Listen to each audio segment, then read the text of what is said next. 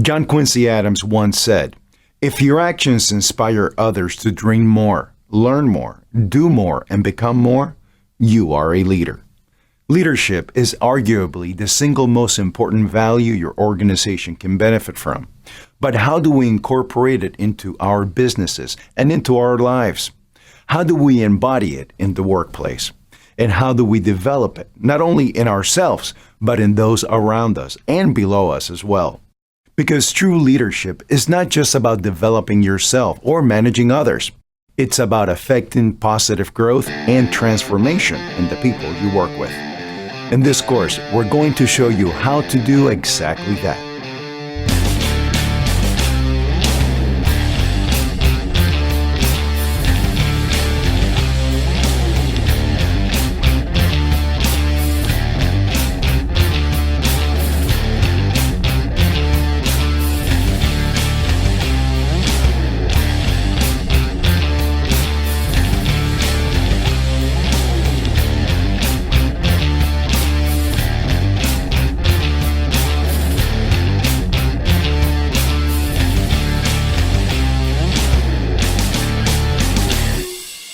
So there's a crisis in leadership today, perhaps one of the greatest we've ever faced.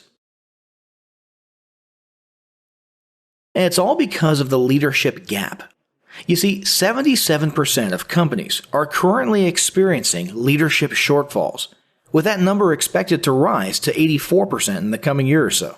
What that means is that the older generation of leaders at various levels of the company ladder are, well, getting old. They're retiring, they're moving on, they're dying.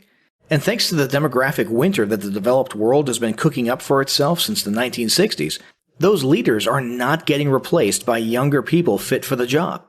Or rather, they might be getting replaced, but the picking's kind of slim. Because for the most part, it's going to be millennials filling the gaps. And I'm not here to bash millennials, but they really haven't been getting shaped into leaders throughout their lives or careers.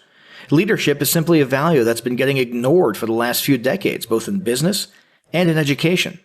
So not only do we have a situation where there's a smaller population of potential leaders to choose from, but the ones who are there don't have the ideal level of leadership skills. In fact, in a recent study, 63% of millennials acknowledged they haven't been receiving the leadership development they need in order to face the challenge ahead.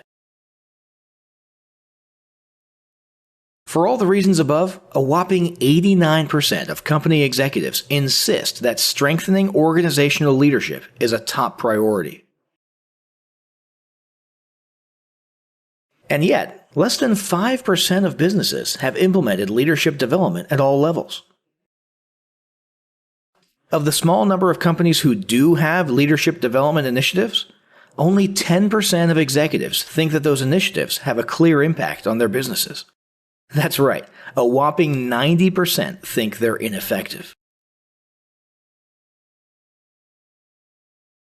To bring this dismal briefing to its conclusion, 56% of companies are not ready to meet their leadership needs, and 71% don't believe their current leaders are capable of leading them into the future. Pretty bleak, right? Well, don't throw the towel in just yet. There is some hope. You see, for companies that do have mature leadership development strategies, the number facing a leadership gap falls to just 49%. Now let's be clear, that's still a crisis. But compared to that 77% across the board we mentioned earlier, that means that doing a good job of developing leaders can make a company 45% more likely to avoid the leadership gap and come out of this unprecedented crisis alive and well. So, with that in mind, let's dive into this training. Our course is going to consist of a series of critical discussion points. These are designed to cover this broad topic as thoroughly as possible, to encourage growth in these vital areas, and to facilitate a real and fruitful discussion within your organization about how you can each improve on these essential characteristics both at work and in your personal lives. Some of these will be pretty lengthy, and some of these discussion points will be relatively straightforward and brief. At the very end of this roadmap comes the most important final step. Discussion time. Do not skip this. This is the most important part of this training. When you finish this course, You need to spend at least an hour or so going over the questions we supply at the end as a group. Whoever's the head honcho in the group should designate a facilitator whose responsibility it is that each question is covered and that everyone, time permitting, is able to have their say. Make sure all contributions are valued, all suggestions considered, and all opinions respected. So, let's move into the first discussion point. Lead by example. Effective leadership involves showing, not just telling. If you want your employees to do what you want them to do, then you should set the tone and demonstrate how it should be done. Excluding yourself from your own rules is a surefire way to lose your employees' respect and make you unlikable. Practice what you preach, even if it's just for simple guidelines such as being professional or always being on time.